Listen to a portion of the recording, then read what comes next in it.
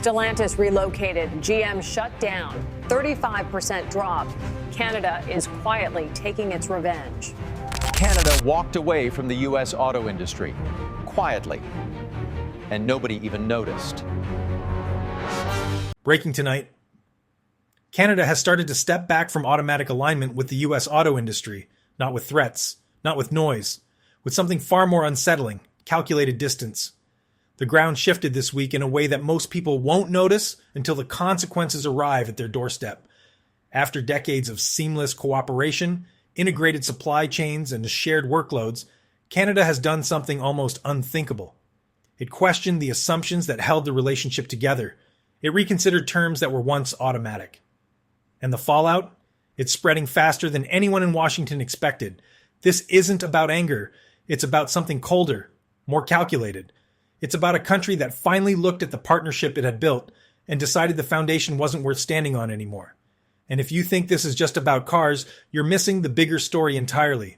Dear viewers, we're about to examine one of those rare moments when economic history changes direction without most people realizing it's happening. When cooperation becomes competition, when trust becomes transaction, when a junior partner decides it's done being junior. Because what's unfolding between Canada and the United States right now isn't just a trade dispute. It's a fundamental renegotiation of power, leverage, and respect.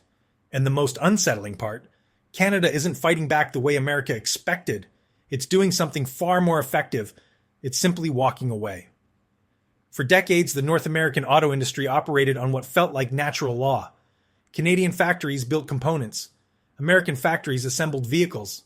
Parts crossed the border so frequently that the line between us and Canadian and us and American blurred into irrelevance. It wasn't perfect. Nothing ever is. But it worked with such efficiency that most people never thought about it at all. Then something shifted. The United States, under a revived America First agenda, began imposing tariffs marketed as protection against foreign competitors. But here's what they didn't say out loud. Those tariffs hit Canada first and hardest. Components manufactured in Ontario, parts built in Quebec, suddenly they weren't North American anymore. They were foreign inputs, liabilities, threats to American jobs. Think about that for a moment. A country that had spent decades as America's most reliable partner, suddenly treated like a competitor, like an outsider, like someone you needed to protect yourself against. And Canada? Canada imposed retaliatory tariffs, yes, but not the kind of escalation Washington expected. It wasn't emotional, it wasn't performative, it was calculated. Ottawa altered the terms of engagement. It limited tariff-free access for U.S. automakers. It demanded verified domestic investment. And it signaled, without shouting, that the old assumptions were over. This is where most analysts missed the story. They were looking for drama, for confrontation, for the kind of trade war that makes headlines. But Canada's response wasn't dramatic. It was procedural, almost bureaucratic. The kind of move that doesn't scream, but quietly rewrites the rules while everyone's looking elsewhere. Translation? Trust can be broken. And when it is, it must be rebuilt on completely different foundations. Now, I want you to think about something. How would you respond if your closest partner, someone you'd worked with for decades, suddenly started treating you like a threat? Would you fight back immediately? Would you try to negotiate? Or would you do what Canada did? Step back, reassess, and start building alternatives? Let me know in the comments, because these choices matter far more than most people realize. When trade relationships fracture, the consequences aren't abstract. They ripple through real lives, real towns, real families. And in this case, the impact was immediate. Stellantis, one of the world's largest automakers, moved production from Ontario to Illinois. General Motors ended electric van manufacturing in Ontario entirely. Jobs disappeared. Communities that had depended on auto manufacturing for generations suddenly faced an uncertain future. Places like Windsor and Brampton, cities where auto work wasn't just employment, but identity, felt the shock first. But here's what struck me most. It wasn't panic. It wasn't even surprise. It was something closer to resignation, a sense that the old safety net, the predictable flow of U.S. demand and cross-border cooperation wasn't reliable anymore, that the rules had fundamentally changed. And across the border, American plants started feeling it too. Supply chains that once operated with near-perfect precision began experiencing delays, cost increases, the kind of policy volatility that makes long-term planning nearly impossible. Industry analysts noted that recent tariffs weren't just scrambling Canadian supply chains, they were scrambling global auto supply chains, raising manufacturing costs, increasing consumer prices. The U.S. Chamber of Commerce issued warnings that protectionism was actually slowing factory activity in the Midwest, the very region these policies were supposed to protect. There's a stark irony at play here, my friends. Policies designed to protect American jobs ended up adding costs for American consumers and disrupting American manufacturing. But this isn't about assigning blame. It's about recognizing structural fragility, about understanding that in a globally integrated industry, there's no such thing as a one-sided disruption. Now here's where the story gets interesting, because Canada's response wasn't what Washington expected. Instead of escalating, instead of matching tariff for tariff or engaging in the kind of trade war that benefits no one, Ottawa did something different. It quietly began reconstructing its industrial base, not as retaliation, as insurance, new investments in domestic manufacturing, strategic commitments to energy infrastructure and critical minerals, partnerships with allied countries designed to reduce dependency on any single market. Canada recently unlocked 26 new investments and partnerships in critical mineral supply chains with 9 allied countries. Not because it wanted to isolate itself, but because it needed to ensure that if cooperation with the United States became unreliable, Canada would have alternatives. This is what strategic independence looks like, my friends. Not isolation, not antagonism, just a refusal to remain vulnerable. Minister Melanie Joly framed it clearly. We need to increase our influence at a moment of shifting global trade and security dynamics. That's diplomatic language, but the translation is simpler. Canada is done assuming that Washington will act in Canada's interest. It's done waiting for permission. It's done being the junior partner. The evidence is in the policy calendar. October 2025, Ottawa released a plan that barely made headlines, but signaled everything. Canada's industrial leadership, the document said, would come from domestic strength and resilience, not from assuming cross-border calm would continue.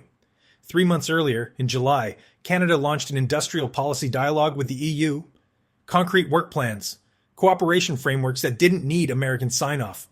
Then the 2025 budget dropped, and buried in the fiscal language was something significant.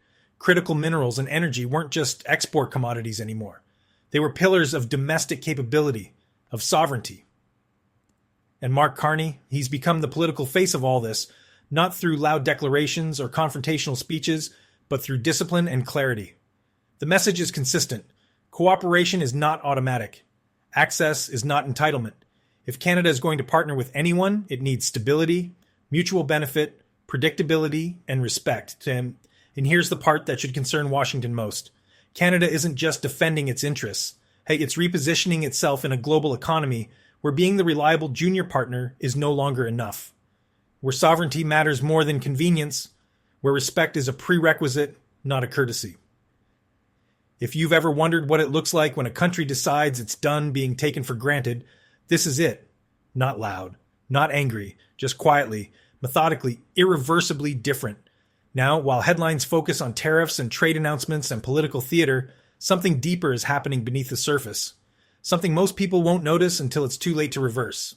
Canadians are traveling less to the United States, buying more domestically, gradually recalibrating what it means to be an economic partner rather than a dependent.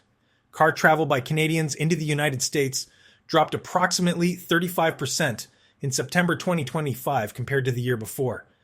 Canadian provinces pulled U.S. spirits from shelves. One industry group reported that U.S. spirit sales in Ontario plunged by roughly 80% after removal. This isn't government policy. This is public sentiment translating into economic reality. This is what happens when trust erodes, not just at the institutional level, but at the personal level. When ordinary people start making different choices because the relationship no longer feels balanced. For Washington, this adaptation is uncomfortable. Leverage that once worked automatically now runs up against firm boundaries. Canada isn't isolating itself. It's reclaiming the ability to say no, to wait for respect, to look elsewhere when respect isn't on offer. In a global economy where reliability is becoming the new currency, that matters far more than slogans or threats. Here's what this really comes down to. The auto industry is just the visible part. What we're actually watching is Canada realizing that the relationship it thought it had doesn't exist anymore. And instead of pretending everything's fine, Ottawa is doing the harder thing. It's adapting. For decades, Canada and the United States operated on assumptions that felt permanent. History said the partnership would last. Habit made cooperation automatic, but assumptions only work when both sides keep honoring them. Once one side stops, reality catches up fast, and right now, reality is this. Canada has quietly withdrawn from automatic cooperation, not because it wants confrontation, but because it refuses to be cornered. There's strength in restraint, my friends. And sometimes, the most radical thing a country can do is calmly insist on its own terms. If you answered that earlier question with hold your ground, you're not alone. But real leadership often looks less like a fight and more like a refusal to accept unacceptable terms. Canada isn't shouting. It's not threatening. It's doing something far more effective. It's building alternatives. And in doing so, it's forcing Washington to reconsider what partnership actually means. Good critical thinking doesn't just ask what happened. It asks who benefits from you reacting a certain way. Here, the real benefit is in choosing clarity over comfort and agency over assumption.